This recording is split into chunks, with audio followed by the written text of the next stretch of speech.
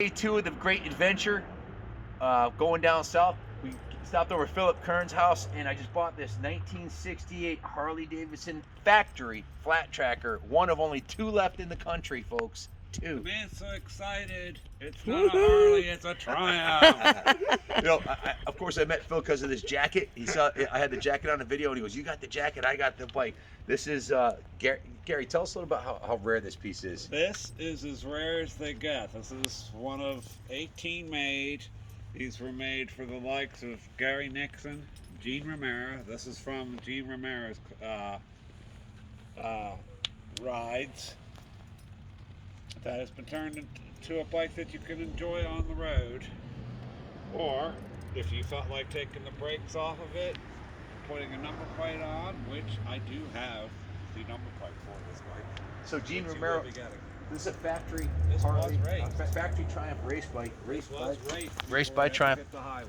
And then it was converted for street use. It was kind of reincarnated and given a second lease on life. And we hope to bring it down to Daytona this year and show it off a little bit. Of the 18 made, I believe 7 were destroyed racing, right?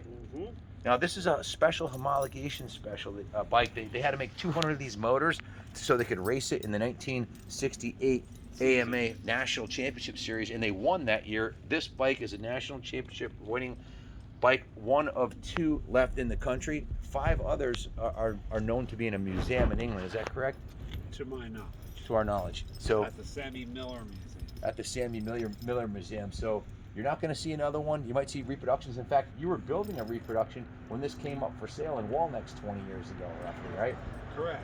He had bought a Trackmaster frame and a 70 motor, was going to try to reproduce this. This came up. He sold the frame and engine for $7 grand and used that as a down payment on this bad boy many moons ago. So some real special features on this thing.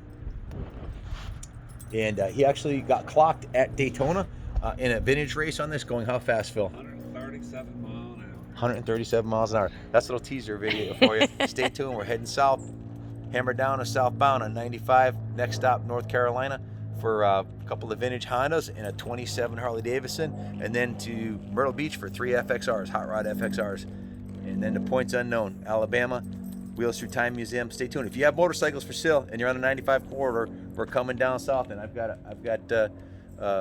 a few empty trailers coming this way behind me to pick them up. So give us a call. God bless America. Shit. Just want to do a quick one on this bike because this is